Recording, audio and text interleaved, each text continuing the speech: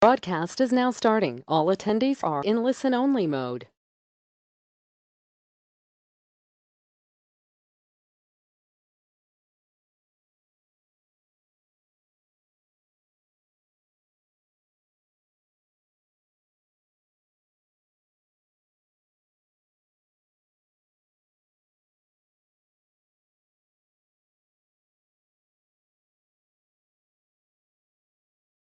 Good afternoon, everybody. I was just trying to talk to you then with the mute on. Well spotted, Hannah. Good afternoon and welcome to the latest in the LCEDN and Smart Villages series of webinars. We're delighted to welcome you to Tlemcen in Algeria. So I'd like to ask everybody in the room, when I count to three, to just say a big hello, okay? 1, 2, 3. So I hope everybody enjoyed that. So to welcome everyone to this really exciting, I think, webinar this afternoon. We're going to go straight in because we've got a lot to get through today. And those of you that have attended previous of our webinars will know that we've tended to run them with an introduction where we've got people to say where they come from and so on. But we've got a lot to get through today, and we're broadcasting live for the first time. What we generally tended to do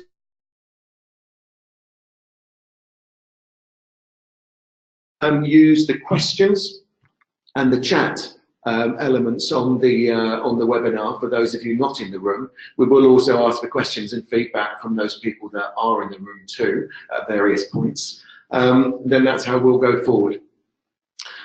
So to begin with, to say what today's session is going to be about, this is a collaboration between the LCEDN, Smart Villages, who we've been working with for the last year to year and a half on these webinars, and the Pan-African University's Institute of Water and Energy Sciences, which is where we're located at the moment, and where we've been participating in 3 days of lively debates about how we can make African universities and African research more effective in supporting both the low carbon transition and energy activities and energy access, but also water and climate change, and exploring the nexus between those.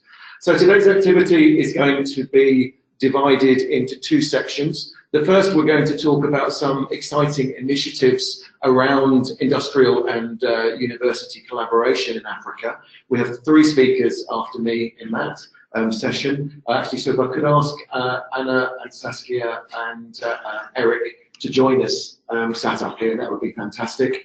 And then we'll then move on to a second session. We will be hearing about some really exciting research projects by students, both in here in PAUWES in Algeria, and also from some of the students from the LCEDN. Very quickly, moving on to the next slide. I'm having problems getting my own slide to move. There we go. The LCEDN, for those of you that are not aware, and this is as much, I guess, for people in the room here as it is for those that have participated in the LCEDN webinars before. Basically, we're a UK-based organisation that seeks to overcome the divides between different areas of academic research, so bringing engineers and social scientists together. Also, though, in helping the research sector to break out of the ivory towers and work more effectively in collaboration with other stakeholders within the sector.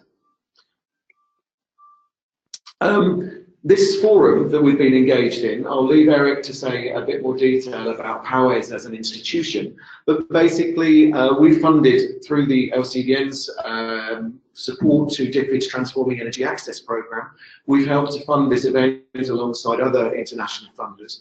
And the goal of the forum, we brought together around 100 researchers. Do you reckon, Eric? How many other people are there attending the symposium altogether?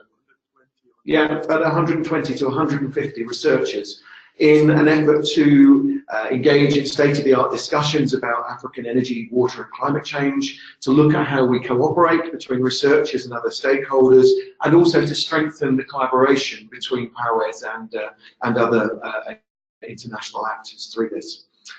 So just moving on, we also have, I think, been discussing here ways in which we can continue to support the collaboration between the UK and PAUWES. And one of the areas, I'll just draw attention to one of these, is we hope to be able to work as the LCEDN with the RPDC, which is the organisation running the DFID's Transforming Energy Access Programme, in a programme of collaboration with PAUWES over the next 3 years or so. So that's an initiative that we're hoping to discuss further later on today, actually. So, without any further ado from me, what I'm now going to do in a moment or two is hand over to the first of the speakers for this first part and the first session. What we'll do is we'll take questions at the end of this first period and again at the end of the second period. So, handing over then to Eric, who's going to talk to us about the PAUWES.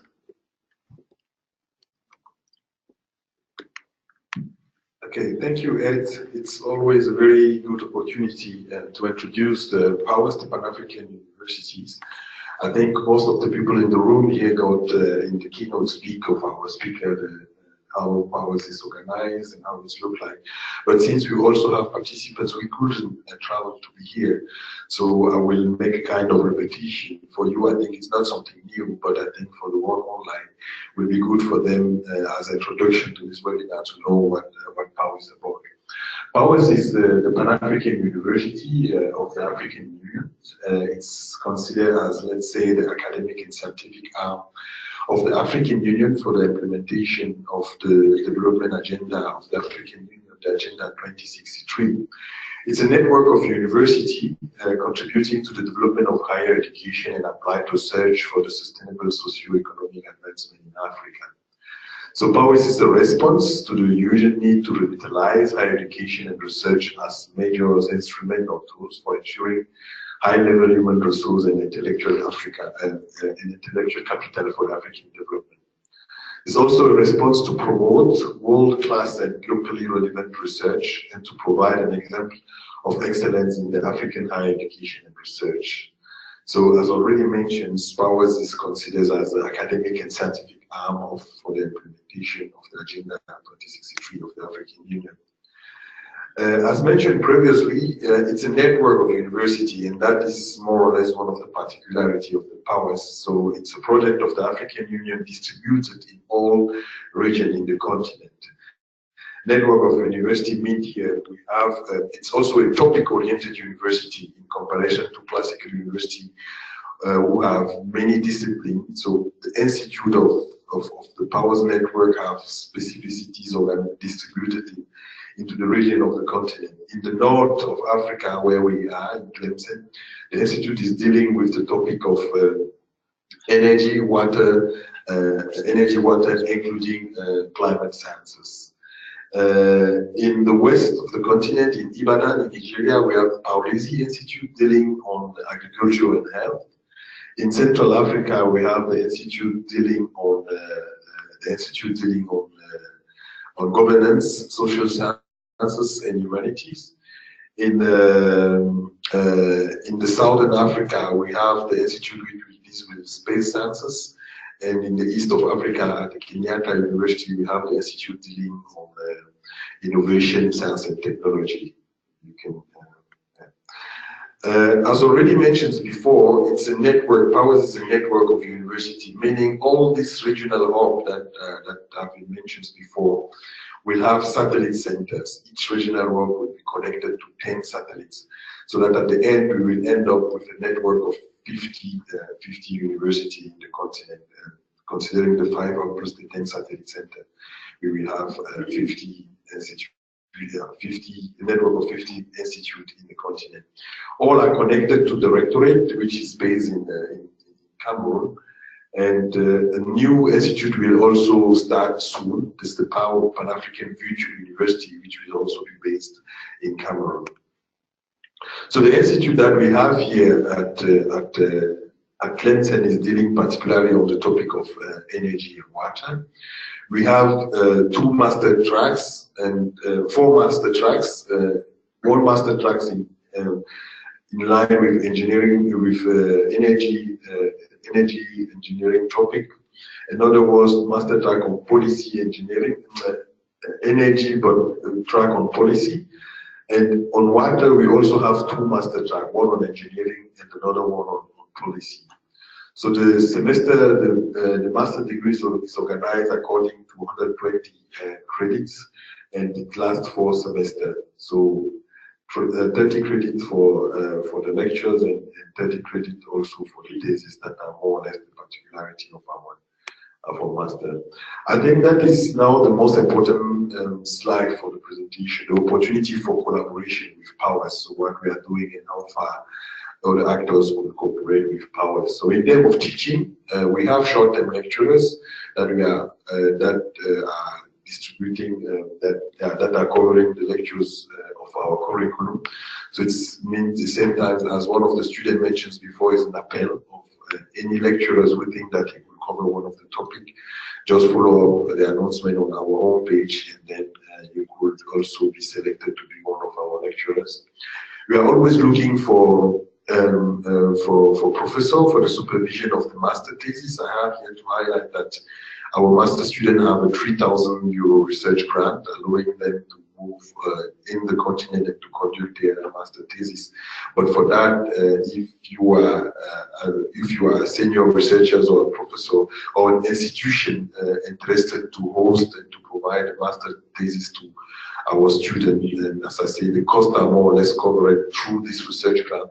And the supervisor also have a grant, I think it's around €700, that the supervisor also have to facilitate the supervision of the topic. So we are always looking to supervisor to work with us for the supervision of students.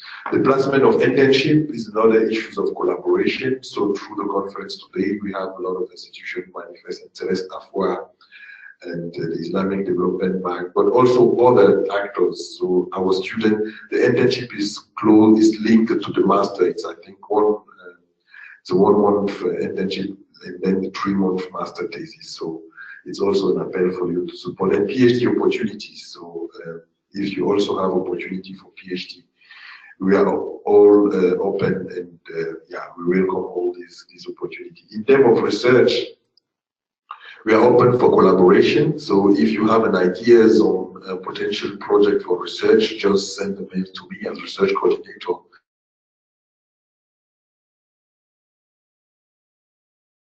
We have to go into the market and to run for grant to implement our activities. We will start also soon the visiting scientist program for the people, for the senior lecturer interested to come to PAUWES for 3 to 6 months to work with us on the papers or on the project. And one project that we are also working on is database of funding opportunity that I presented yesterday. So we try to offer that as a service for all energy, waters, actors in the academia, if they are looking for PhD scholarship, if they are looking for grant. So that is something that we are also working on to be able to provide on that.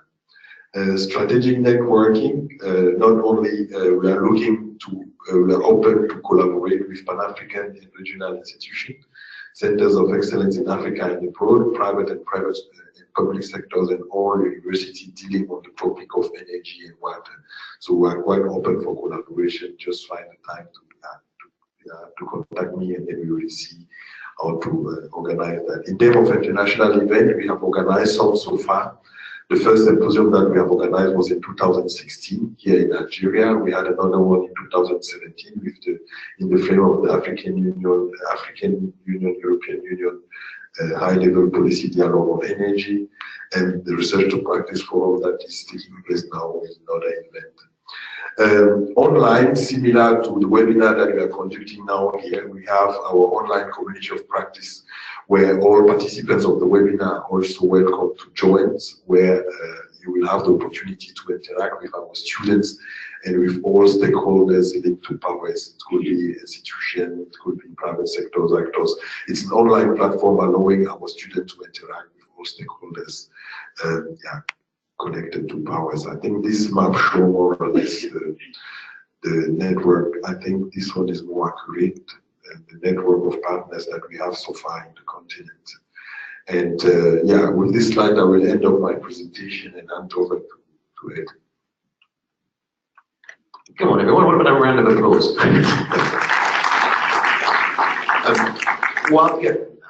we'll take questions afterwards, but if someone can move the slides on for us, that would be great. And so this first session, as I said before, is to the next presentation, please. What's happened? What's happened on there? This was okay, but this is bad. Oh. But the webinar's still okay. Okay, yeah, that's the one. Sorry, slight internal problems in the room. If someone from technical support could help, please. We'll try and sort that out. But actually, online things are working fine. So apologies to everyone in the room that you're not going to be able to see anything at the moment. But I'm going to pass over to our colleague Anne from AfriLabs to take forward our discussions.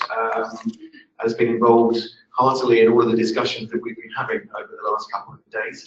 Just a reminder to colleagues listening and participating online, we'll take questions and comments after these first 3 talks. So please, if you've not done one of these webinars before, there is an opportunity to ask questions, which we will then ask to the people participating here in Algeria. So we will put your questions to them, but you need to ask the questions, so start getting those questions in now. Thank you. I'm going to hand over. Well, thank you. Good afternoon. Okay, yeah, that's fine. So I'm going to talk now about AfriLabs, network of incubators, accelerators across the continent. Those of you that have been here, that was here on the first day, I saw the presentation, but then I'll just go through it. The last couple of days has been great, and it's really good to see the relevance of collaborations coming out of here. So to start, I only have 5 minutes, so I'll just run through it. AfriLabs was founded in 2011. That was about 7 years ago, and it founded first with the intention of building a community around tech hubs. So incubators, accelerators across the continent. Started with 5 hub members across 4 African countries. And today, AfriLabs has grown to be a network organization of 81 innovation centers across 27 African countries. Earlier today, Bernard of IBIS Africa presented. They're a member of the network, so we do have similar hub members across Africa. Our network spreads across the 5 regions of Africa. As I mentioned, in 27 African countries with a really strong focus in Nigeria, South Africa, Kenya, Ghana, Tanzania, Uganda. Those are the highest number of innovation hubs in terms of presence. In terms of the nature of our network, 90% of our hubs focus on early stage startups. That's the incubators. We have about 8%, focusing on later growth stage businesses, 2% on venture building. Most of the hubs, about 9% of them are software focused, creating solutions, leveraging on mobile technologies.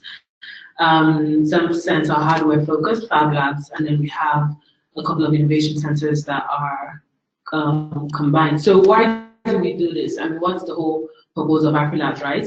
Our mission is to support the growth of technology hubs and their communities. By communities, I mean entrepreneurs, innovators, developers, to raise high potential entrepreneurs that will stimulate African growth and social development in Africa.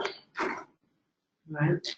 And we do this through capacity building sources, financing, mentoring, and networking opportunities to our network. Now, the reason why we really do believe in innovation hubs and why we actively want to support innovation hubs, because for the most part, we've seen that there are physical spaces that foster innovation, knowledge, and resource sharing in their communities, actively supporting entrepreneurs to turn their ideas into viable businesses. It's really great to be here because I see a lot of students with exciting ideas, and having ideas are great, but turning them into actual solutions that solve real problems on the continent is what our focus is on.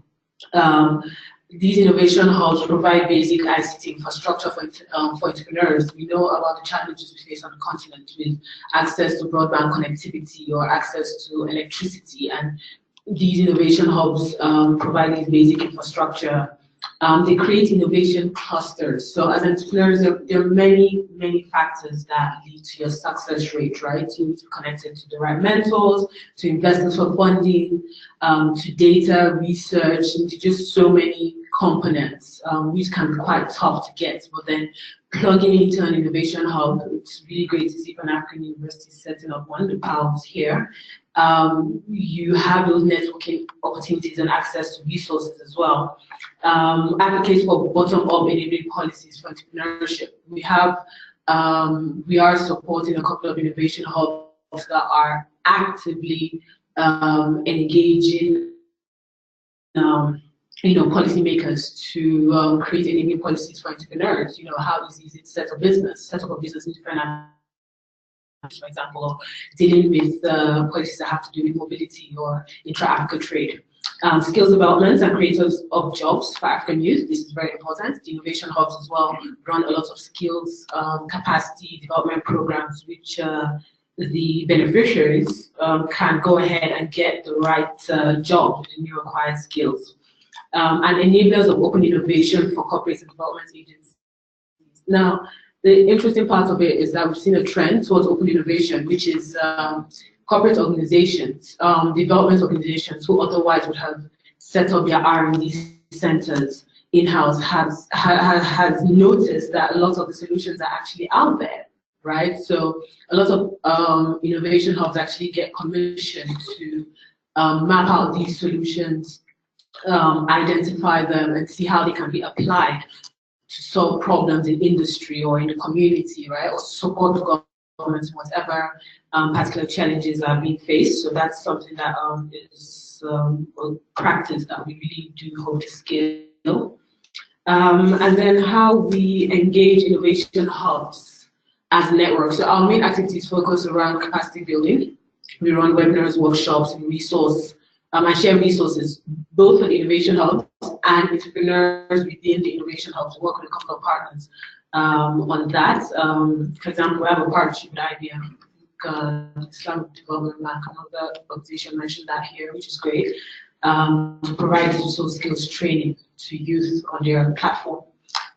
We do a lot of events as well. We have our annual gathering we hold every year. This year we'll be in Tanzania, October, so you're invited.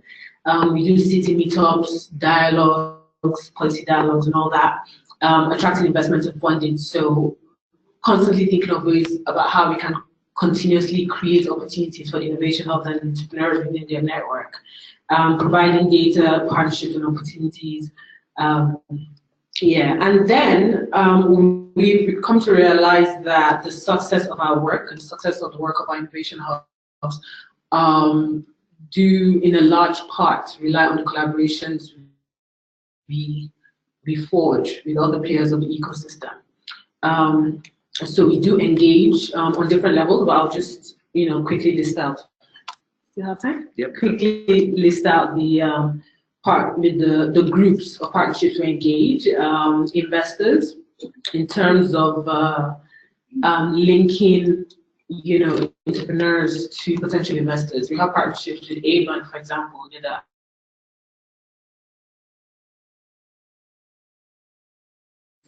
workshops across continents that have to do with increasing the knowledge and capacity of people who are interested in going to angel investing.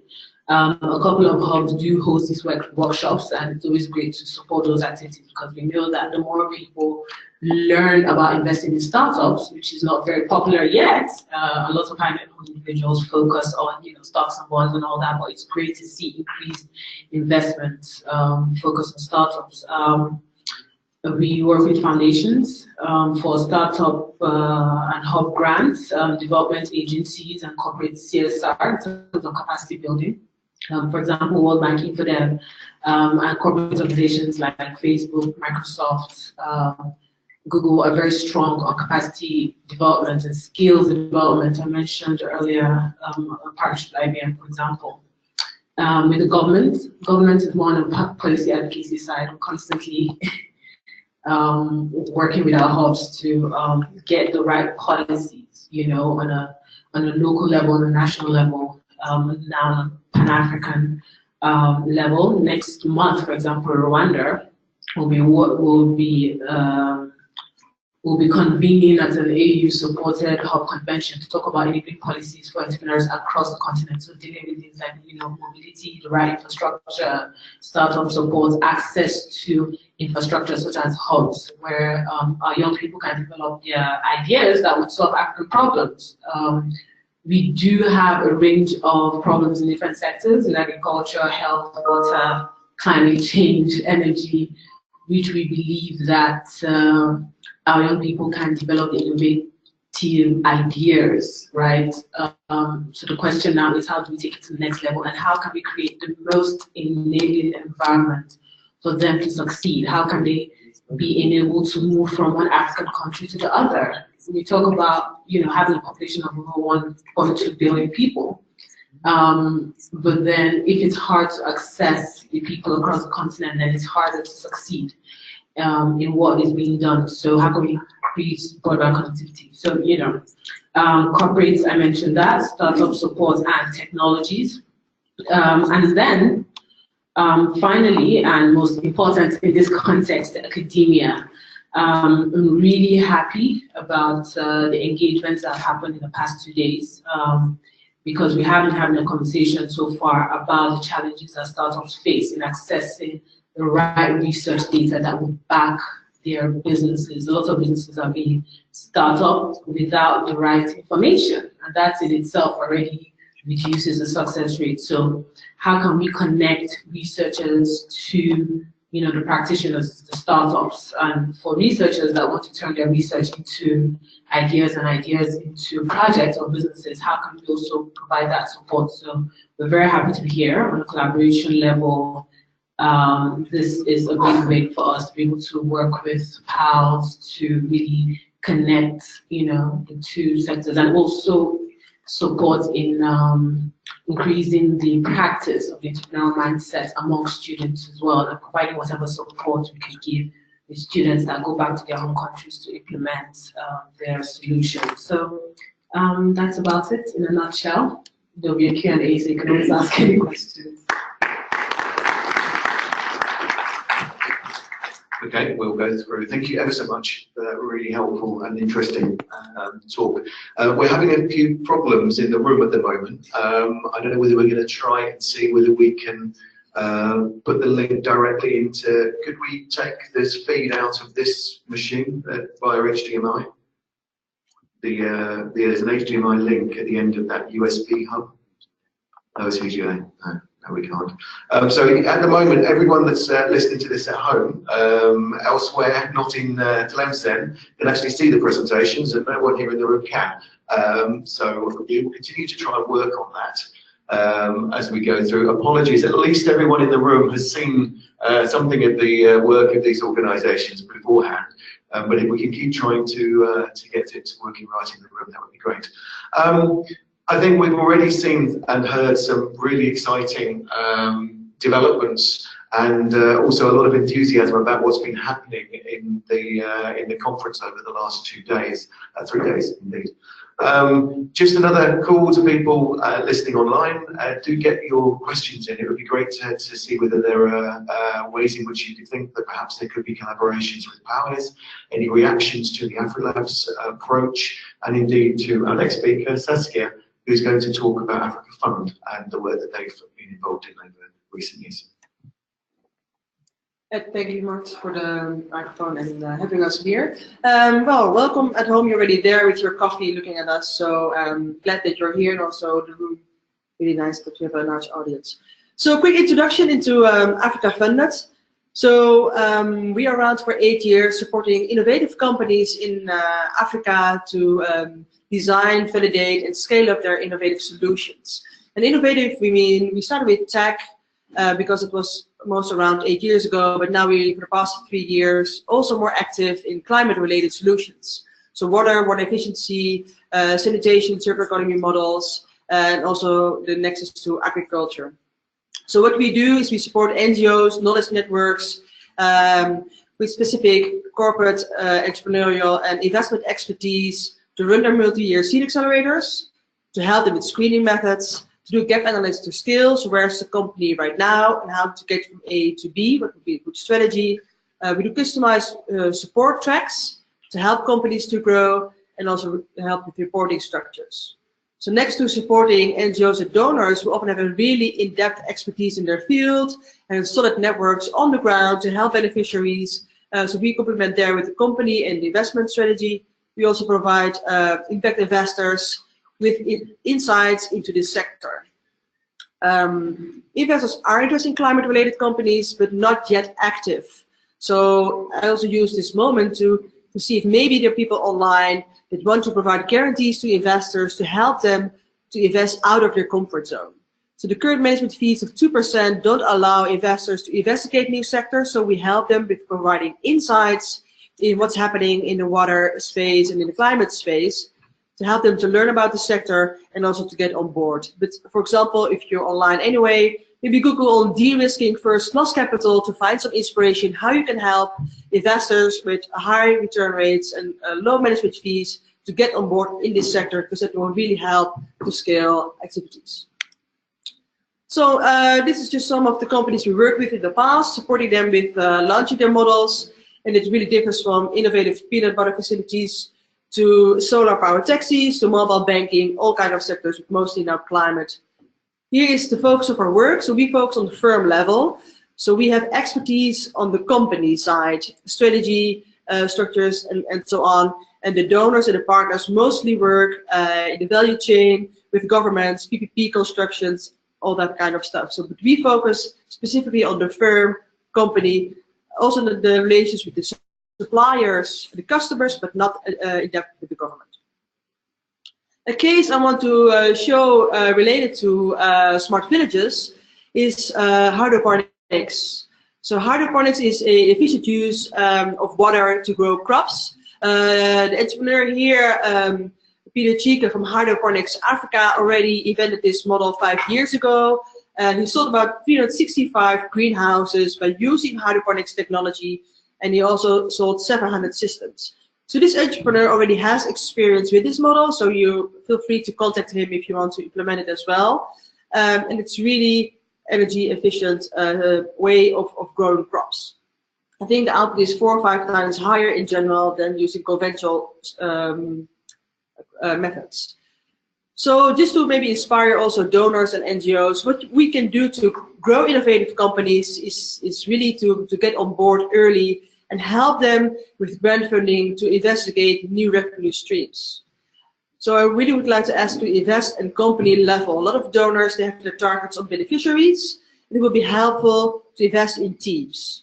So if you can help the companies, for example, with key hires, so everyone has a CFO, everyone has a good solid strategy person, a good technology person, that will really help scaling up these kind of solutions in Africa.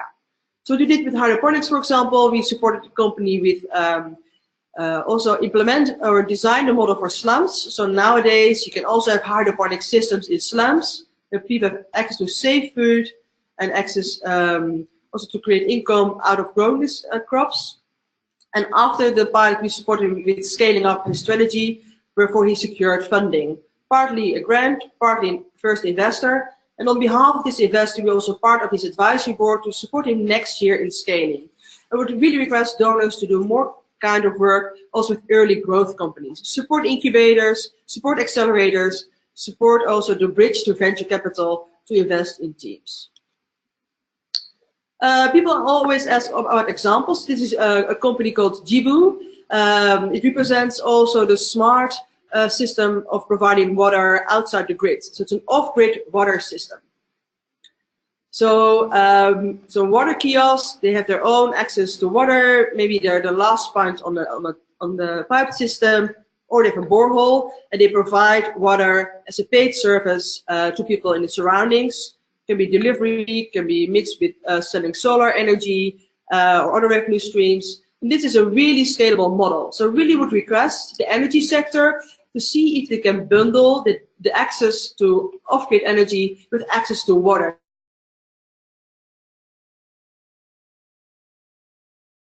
Speaking for the sector in high dense areas and less in rural areas. So in high dense area, there might be a nice area to bundle with energy partners. So here, there's also research available. So if you want to know more about bundling with the water kiosk sector, look online for the report. It's called The Untapped Potential of Decentralized Water Services. You can find it online. There you find an in-depth analysis into 10 different business models funded by 5 partners. So there are 5 funders investing heavily in this sector, and we did an analysis into what are the barriers to scale for these safe water enterprises. So if you want to learn more, all data is available. Another model I want to show briefly is circular economy business models. Initially you thought maybe, what is this about? What's the link with energy? So you can turn fecal sludge or also toilet resources into biogas. And biogas, but also seedlings or fertilizers. So there are opportunities for cost recovery in the sanitation sector related to the energy sector. So this is just one slide with some information. A company really established in this field is Safisana in Ghana. So you can also Google Safisana in Ghana, learn about the work and see if you might bundle with them. We also support them in scaling, so we have some risk funding available to support for the next stage. So that's it. So the key message is a lot of things happening in climate, early stage, water sanitation, agriculture, everything is related. We can build this sector together if we all join forces and complete the puzzle.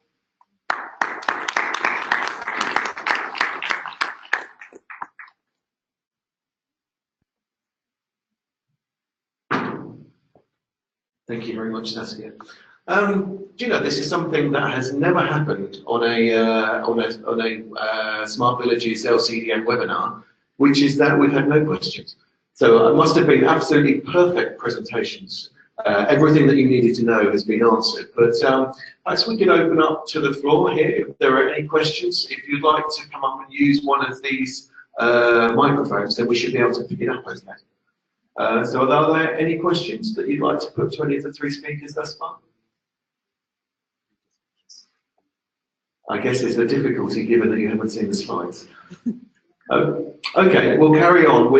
There we go, we're in the process of, look, you can see me up there, but hello. So without any further ado then, if I can ask the speakers from this section to continue to be present, and then I'm sure you may have some questions for the people that are about to present now. So if I could ask the students, that I think 3 at least of them are up here already, but if there's the other 2 presenters are here as well, so that we're all in the same place and we can keep the conversation going. So we're going to move directly on until just make a last check. No questions come through from no? Okay, so this is a challenge to everyone listening online. Come on, let's have some questions. Oh, is there one just coming? No. Okay. So we'll carry on. Yes. Okay. What's the question? So a question online from Martin Cowsell. Would like to know more about the actual life cycle of battery banks, the backup to solar PV. Which organisation would have information on battery life? Anyone at home?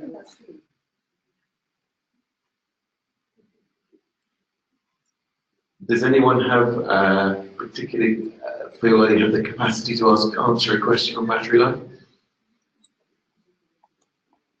There were some people that presented on this yesterday. Martin, we will continue to explore that and hopefully come back to you with a response over the course of the next half an hour or so, if you're able to keep listening. That's a very subtle way of making sure you keep listening.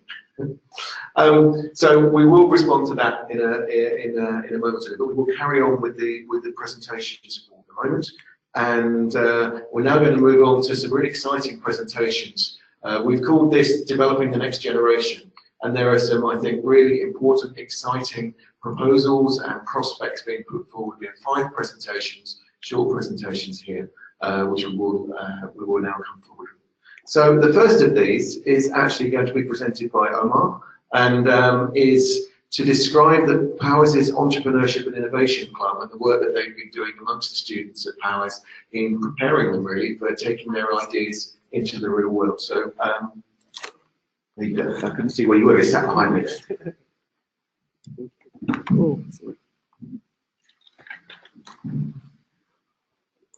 Thank you, Ed, for the facilitation. And welcome to the Research to Practice. I'm going to motivate to present the Powers Entrepreneurship and Innovation Club. And you already had a great presentation by Dr. Dipa Maziel, who made a nice presentation about the Entrepreneurship Center. So the Entrepreneurship Club, it has started in 2017, that's next year. We are after the during the Powers Entrepreneurship Day held in 2017. And the concept behind the PAUWES Entrepreneurship Club is the fact that here in PAUWES we have more than 30 nationalities coming from different countries with different background and mindset and different culture. And this is a huge potentiality. So what the PAUWES Entrepreneurship Club can do. So the main objective is the club is to strengthen the capacity of our students by cultivating the spirit of entrepreneurship that they have already developed from their different background. And this by providing them with a platform to acquire their entrepreneurial ideas, and also to help them to support them with their master thesis and link joint research to practice, because we want them, we don't want them at the end to come up just with master thesis, theoretical master thesis, but those master theses that they can be easily implemented according to the United States that we can do. And so far we have more than six active members in the club. And in our social media, especially Facebook, we have more than 2,000 followers. So what are the main activities of the club? So it's an active club, so the club is very active. It's helping a meeting to monitor and evaluate its strategical plan. And yeah, we have also organized the activation workshop facilitated by the Sustainability Institute, Dr. Pomlani, and Stellenbosch University. We organizing some big events like the PAUWES Entrepreneurship Day that Dr. Maziel already talked about it, that we are going to have the next PAUWES Entrepreneurship Day in November, in the coming November. And we are organizing also some intra-regional study program. And we have here an example showing the picture. This is a trip that we made in the Oral Incubation Center. And so students or paid members are going to different incubation centers to know about what's happening there, to have also to be inspired by what's happening in the different incubation centers. Student members are not only participating in seminars and webinars, they are also organizing and highly participating in this webinars like this current webinar that we are doing. We also welcome for networking the AU chairperson. We visited PAUWES last month. Last month. And we the club presented its work, and they presented the further cooperation with the PAUWES. And also networking, because we had before the research practice, we had the great networking with the PAUWES, and we discussed also further issues about how we are going to implement to inspire the other PAUWES institutes, and we already had some arrangement with some directors from the four other institutes. So the software training program, and this is what we this project we introduced it just this year. And why the software training program? Because we believe our students that after PAUWES, we the enterprise are looking more than they are looking for those students who have experience. They're looking for those people who have experience, 10 years, 5 years experience. So we believe that with this research kind of program, that we equip students with research and modeling tools, and we equip them also with some software that they are going easily to be a junior consultant after PAUWES, and also to help them with like generating money from this software. And as we are talking about research practice, so we need tools to conduct research. And we also like participating in pitch competition, and the members also are already been accepted in Soil Decathlon, and also we have Leopold in the water sector, was also accepted in the 10 MLM competition. And this is just to show you about the PAUWES Entrepreneurship Days, which already held in 2017. 2017, and so far it has been a success, and we got also feedback from people. So what about our future outlook? So the club is aiming to contribute to PAUWES' larger vision of establishing the incubation hub, and this is in conjunction with the PAUWES project, and also to fulfill the PAUWES institutional goals and long-term objectives, and also inspire, and we have already inspired the other PAUWES institutes by the idea of the entrepreneurship club that they are going to establish soon. And we also aim to contribute to the strong entrepreneurship community in Tlemcen, because we already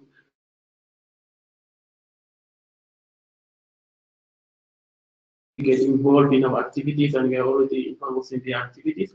And we also looking forward to set this mindset of entrepreneurship and to come up with an idea, because Tlemcen is the host country, so we must start at the local level before going to the national and international level, and why not impact the entire Africa.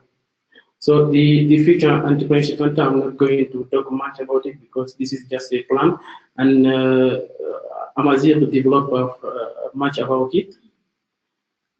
So this is also like the inside architectural plan. So basically, the center is going to focus on the two tracks, the leadership and entrepreneurship track. And those students who join the leadership track, they will end up in government sector, companies, NGOs, and the ones who join the entrepreneurship track, they will get through incubation and end up as startup and ultimately as enterprises. So the concept has so far been developed, and we started the club in 2017, and we keep going on it, developing ideas and contributing to the project. And we hope that the program will start sooner, and we receive also the building. Yeah, we hope that to be in the coming year. And we cannot end this presentation without appreciating the contribution of GIZ and our partners. And they are not the only partner, because they are just the major partner. That's where we highlight them here. We have also several partners, such as club and those partners that who have already shown their interest in the PAUWES Entrepreneurship Day. And we're also looking forward for further partnership and collaboration with our institute. Thank you so much. Yeah, that's fine. Okay, just as we're going to hand over to our next colleague, which I think is Harold. So Harold, if you want to come and take your seat. So is Harold coming? While he's coming, I'm just going to pass on that we have actually, people have been listening to us, so we have had some questions. So I think there was a question. So a couple of questions from Cedric online to Anna, the AfriLab CEO. So the first one, exactly what kind of support do you provide to small businesses? And also, you said that your base is in West and East Africa, and whether there's any plans to expand to the other regions across Africa. Okay, thank you for the question. Well, in terms of our support to startup businesses, just to make it clear, we provide support through the innovation labs. So the first step is actually to connect to an innovation lab that can provide certain opportunities and support, such as mentorship, business mentorship support, access to the community and all that. But then what we do is build partnerships with different sorts of organizations. Like on the technical side, for example, we've run activities with organizations like Facebook. Microsoft, for example, has this initiative called For Africa, which is focused on supporting startups and entrepreneurs across the continent. So we've run a couple of workshops with entrepreneurs in Ghana, Nigeria, and then provided access to the Azure and Dispatch platform directly to the entrepreneurs. As I mentioned, we also have a partnership with IBM, for example, to increase the skills of youth in terms of basic digital skills, but also skills needed to build mobile applications that are needed to build a successful digital business. So yes, in terms of support, we support through the hubs who can provide further support in the community that's really relevant. and then mostly through partnerships as well. What's the other question? Okay, region. Oh, okay, yes. So we aren't, our community is actually across the continent. So we're in all 5 regions, in East, West Africa, in Southern Africa, and in North Africa, right? So yes, we do have a concentration in East and West Africa in terms of the number of countries and the density of innovation hubs in those countries. However, we do have hub members in Egypt, Algeria as well. We have a new list of hubs about to join the network, one of them in Morocco as well. We have in Southern Africa as well, concentration of them in South Africa, but we have in Zimbabwe and Zambia as well. We also have a hub in Madagascar, Central Africa as well, Cameroon, DRC. So we are across all 5 regions. It does depend on your any country focus you're interested in. Yeah, just let me know.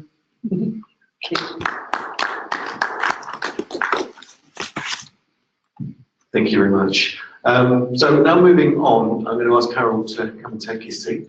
And just to say, I think that going back to the club presentation, I think it's really encouraging that the students are seen as such a central part of what PAUWES is trying to achieve.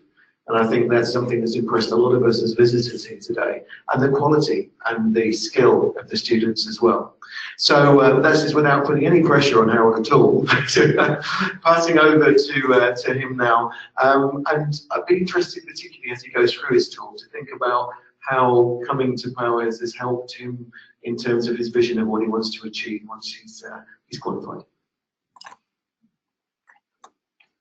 Good afternoon. I'm Harold Lugal from Uganda, and in PAUWES, I'm a first-year student in water policy. I have a background in environmental science, technology, and management from Chambogo University, Uganda. And as I was concluding my course, I was thinking of what shall I do in this field of environment. So in 2012, I joined the local company in northern Uganda and started as a trainee. But as I progressed, I managed to achieve quite a lot in terms of knowledge and experience in solar.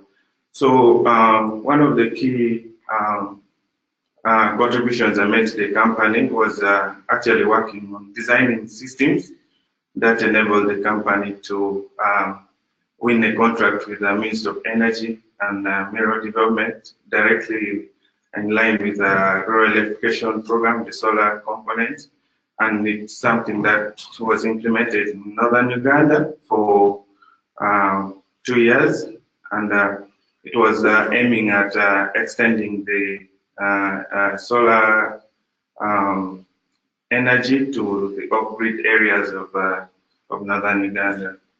So during my work with the company, I really observed a lot in terms of why coverage is still minimal. And I tried to summarize this few, and the first being the relatively high cost of the system that not everyone in such a setting would accommodate.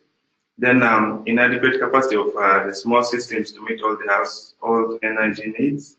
Then inadequate government subsidies. There were very tight conditions and lack of willingness by financial institutions to offer the assistance. Then the extension of hydro grids to rural areas and high potential of dams under construction. The main one being Karuma Hydro Dam that is ongoing. Then extension of hydro grid to the rural areas is also something that is taking place. And another thing was the quality of solar products being supplied in the market. In this, other suppliers were frustrating the potential solar customers because others were not functioning the way they were supposed to, maybe because of quality, and it would just break down within a very short while. So sometimes convincing potential customers would be a problem. and that also covers the next point of durability. And I also saw that theft, before that, knowledge is still limited in the area. And as we know of the kind of how systems are installed in households, it's prone to theft if there's no much surveillance. So this is also a major thing that was discouraging the uptake of solar systems. So there was some brainstorming on how to enhance the coverage. If there would be a means to devise other convenient and affordable means of acquisition of the solar system, it would be great. Then more subsidies from the government, then involvement of the private sector, then quality assurance and inspection or certification of products, especially the ones that are being imported. Then also setting up local manufacturing plants. For example, we have UB East Africa Limited in Naivasha, Kenya.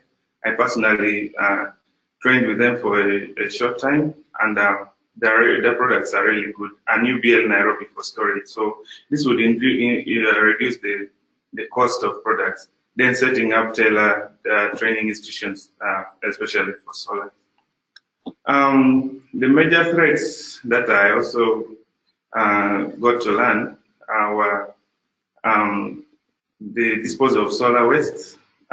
We know some, like the batteries and also the panels, although they have a longer lifespan, I don't think there's a comprehensive way that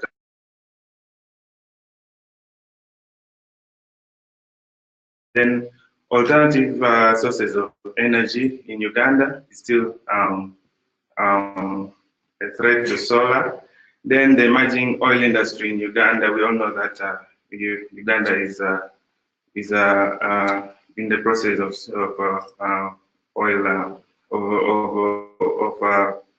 setting up its oil industry. So this will actually end up in one way or the other affecting the solar. So in the future, I plan to strengthen my company to cover more areas, then train interested and motivated persons, then engage other partners, companies to collaboratively scale up the coverage, then carry out more surveys and market surveys and research. And these are some of the projects I implemented, and I would like to thank you all for giving me this time. Thanks very much, Harold. We'll take questions at the end, okay? So if we now move on. We are running out of time. Just a word to those about to make the presentation. So if you could really stick to the 5 minutes, I'd really appreciate it, okay? So I'm now going to introduce our representative from Green Dreams. So I shall pass you back. Thank you. Hello everyone, I'm Sarah from Congo, Energy Policy Study in PAUWES. I will present my project, Be Green. In Africa, when we talk about waste, people see just one problem for which nothing can be done. I'm here to present you my project. Be Green is a project that consists of processing biogas from household waste. According World Bank statistics in 2012, Africa generated like 80 and 100 tons of waste each year. Brazzaville in Congo, the city, produce like 420,000 tons of waste. We have like 37% of organic waste. All this waste is abundant, and we can use this to produce like green energy, and we can help to address the problem of access to energy. We cannot, like 80% of Congolese use firewood and charcoal as source of cooking, energy cooking. It is same in all Africa countries, and This has impact negative on environmental and health. According AFA, like we have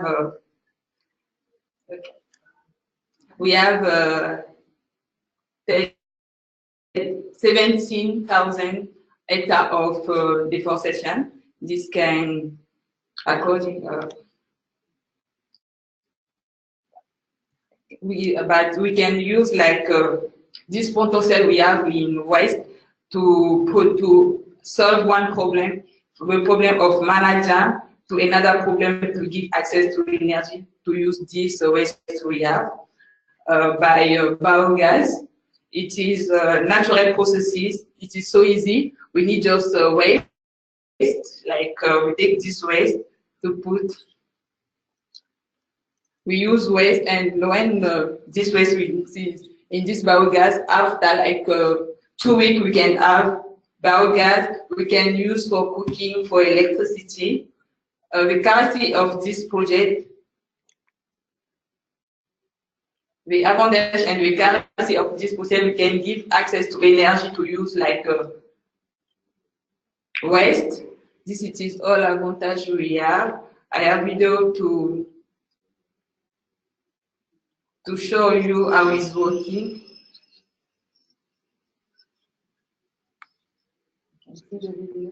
Yes, I think we have technical problem, but we have video. We can see how this biogas is working.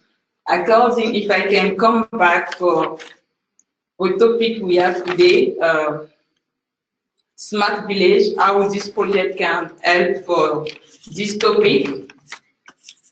Smart village is the project, and this concept is to canalize energy can help to develop country. I think if we use this project, biogas can help to this smart village because we can use waste from agriculture and elevate to produce energy. This energy can help have access to electricity, cooking, and we can solve this problem of managing forest.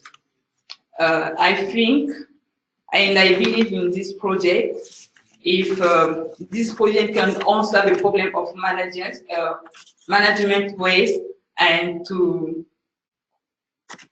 solve this problem, to give access to energy, I need to thank you.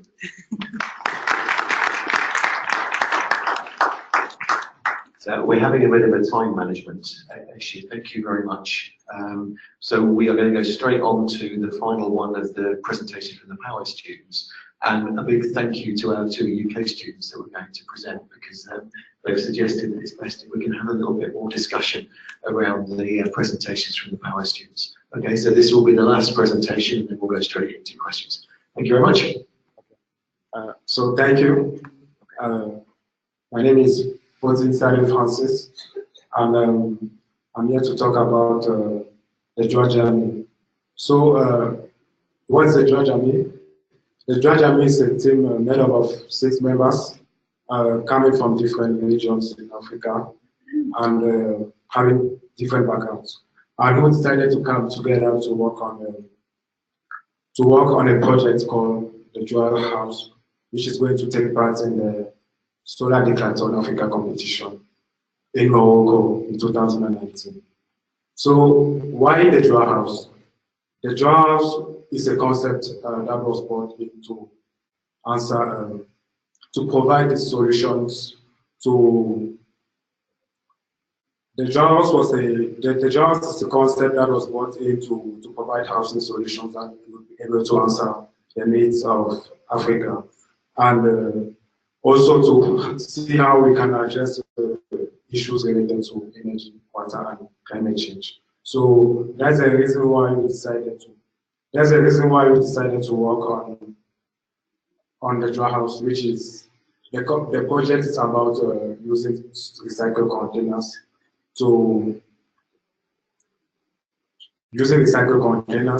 to provide the African architecture of the project, and we also have a solar water, a solar PV system. I mean. So the solar PV system will be we have a capacity of 4 kilowatts, and the house will be a smart house. And we also have a water management system and a waste management system. So all the wastewater and the waste that we produced from the house, the waste from the kitchen, the waste from the toilets too, will be collected and treated and sent back to the house. So for concerning the different components of the house, we have an integrated kitchen. So where you have a solar cooker that will be integrated into the walls of the kitchen, and we also have a biogas cooker. So all the waste all the waste from the toilets and the household will be recycled and transformed in a biodigester system that will produce the gas, that will provide the gas to the kitchen. So basically, that is all about our project. And us as a team too, we plan to integrate this project into our master's thesis since we are all students. So we are looking forward to work with research institutions and also professionals and also some funding institutions, because our project initially, though we have received a fund of which is $50,000, but our the project is estimated above the $50,000. So we are looking forward to partner with the different institutions that can help us to achieve this project and win the competition. Thank you.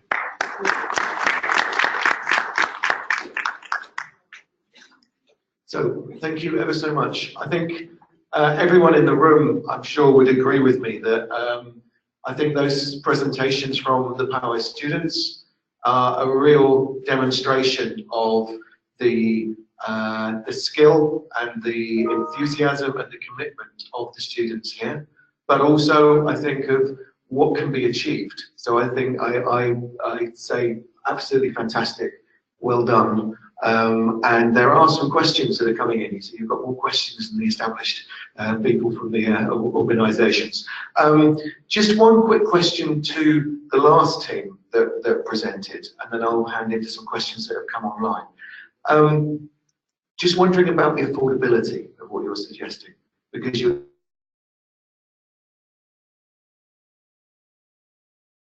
service about 60 households.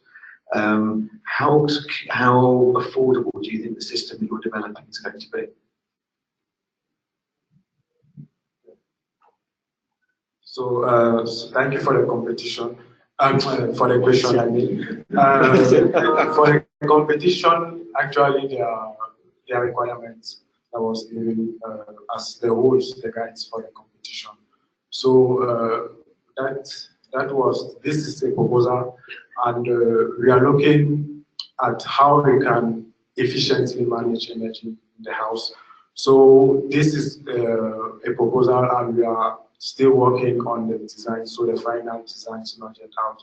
But for sure, we are going to see how we can minimize the energy consumption down, because that's the main idea behind the project. Anna, do you want to relay some of the questions from online? Yes, so the first question that we have is to Harold. So the question, someone wanted to ask, why do you think that micro hydro mini grids are so rare? Pardon? So why do you think that micro hydro mini grids are so rare? I'm not sure whether I'll answer it in the correct way, but I brought mini hydro grids as a threat because the initial cost of solar is always high, and it's not so affordable at the very beginning for each and everyone. So with this other mini hydro grid extensions in Uganda, what happens is the government extends it for it's a program, so you don't pay any initial cost. So compared to solar, people will always opt for the for the hydro. And another thing, we have a lot of potential in that field, and I see that even the HESDAT communities were backing who were saying it's because we are expecting these extensions. That's why we cannot afford to install the solar. And just that because solar could also not be cooked for them and meet the other needs. So I think that was the main threat. Thank you. Did I? So just to relay, we've had a couple of comments that have come through. So Victor Udes, who's a graduate of the PAUWES, so one of the other Pan-African universities in Ibadan, he's very supportive of the Innovation Club idea, and he was very impressed by the presentation from Congo and wanted to extend his thanks to PAUWES, GIZ and the other partners. And on the water issue, Jerry Goldstein has asked about grey water systems and how those being integrated into the projects.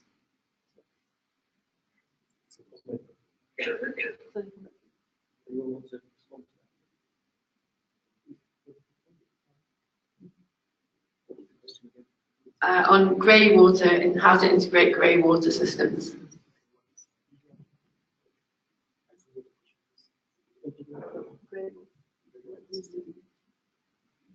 Yeah, as I was saying, our project is to address the issues related to water.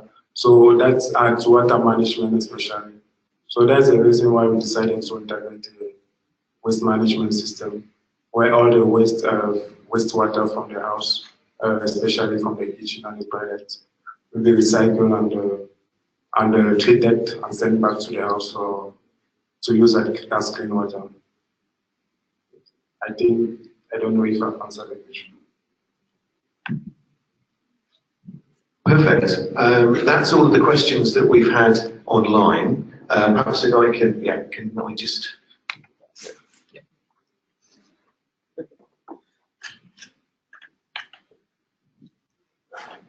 So, I think that covers a lot of ground. I can see people in the room looking hungry and thirsty and tired.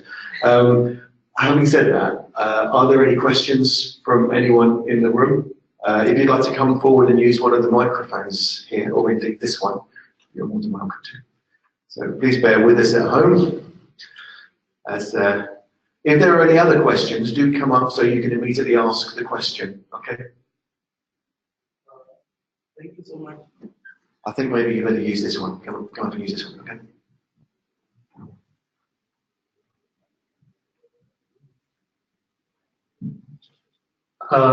Thank you so much, all the presenters, for your presentation. I have one question for the presenter on Green Dream. According to the statistics you showed us, it's over 18,000 tons of waste disposal annually, and 37% is for organic, 37% comprised of the organic waste, and I think that's probably the one you use for production of biogas. How do you manage the other 63%? How do you manage? Thank you. Thank you for your question. Like Anna said, biogas we use just organic waste, and before it is 40-20. It is for Congo generate waste, and in other waste it is like plastic waste, liquid waste. In Congo, we have one entreprise for management plastic waste, and me, I'm focused just to organic waste. If you see like waste from animal have a lot of impact because it generates what we call methane, and methane is like one of the gas. It made a lot of impact of emission. I think I don't know if it.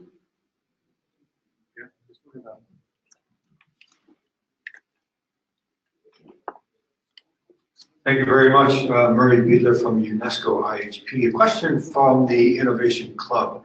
You mentioned that one of your activities is on software program training.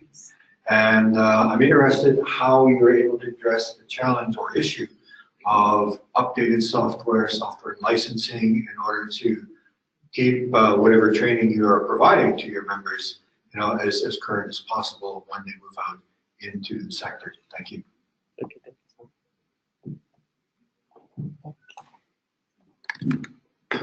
Okay, thank you so much for your question. Yeah, definitely. When we introduce first this, the concept is already keeping going. The concept of the software training program is, as I said earlier, is to help students with tools, with equipment. And basically, we had this idea after that we realized among us students has skills. So we believe in the local resources. So first of all, we know that most of the softwares, especially engineering and policy software, are costly. And especially we have also ArcGIS, which cost a lot. And we have already some of the software installed by ZEF Institute and also some of our partners. So we have our informatic room. And so what can we do with those installed software? So that's why we looked into those students who have skills from their background, because that is the potentiality of PAUWES. And those students, right now, they are carrying training with the other students, because the main focus is to have, first of all, the training between PAUWES students between them. After that, we look for training between PAUWES students and the University of Algeria, which is the host university. And after that, maybe you can go further and look for consultants, and we look also for other partners to have the training. And also the concept behind that is to have this sustainability, because PAUWES is going to receive the fifth cohort next year. And the aim behind this is to train the trainers. So you have also this program in the break summer, in the break period from July, starting from July, and we are looking forward for partners to support our trainers. And we have already those students who are doing their best to help those beginner students who are beginner level, because not everyone has engineering background. So by helping them, they need also at some level to have further trainings coming from our side, advanced training, and so that the training will continue with the upcoming generation and we sustain the program. So we not need like in future for consultants from our side, and the program will be sustained by itself. So this is the secret behind the software training program, and we really believe in it. This is going to serve African program, and I really benefited a lot from it, because I have an engineering background. I am a former student from TUI, International Institute of Water and Energy Sciences. And it's like a similar case with the PAUWES, because it's also like more than 30 or 25 students in this institute. So I learned some software, and I paid for the price. So I paid for it. This is also I want to send as a message for students. So they have to pay also for the price when they want to learn something. And because they are going to generate money after it. And me, I benefited a lot from it, because I learned civil 3D. I work with Group Merlin, and I benefited a lot as a consultant. And I work at distance, knowing that I don't have past experiences, but I benefited a lot, because they didn't ask me about if you have 3 years experience or 10 years experience. But I just went consultant through directly, and yes, I earn money there for me. So this is the message that you want to get. And why not try?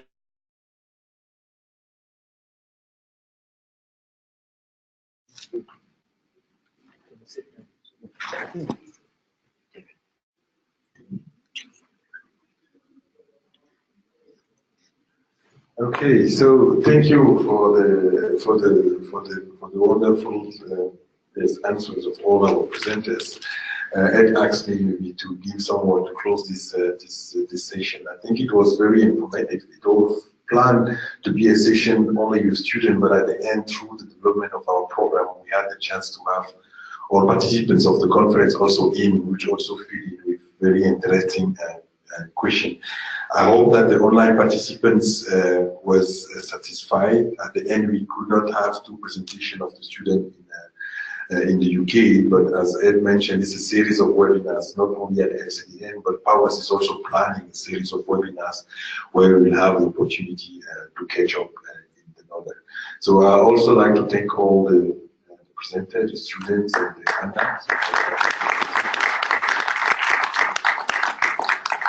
And yes, the webinar is recorded, so for the one who want to see it afterwards, and it will be available on the homepage of the Smart Village and the LCEDN website and the PAUWES website also. Thank you once again for your participation, and then we will continue with the last presentation that of the project, and we will close the event. Thank you very much, everyone online. Bye bye. I think I say anyway. How do we get rid of it? How do I finish it? Bye, goodbye, wife, a dear baby, dear.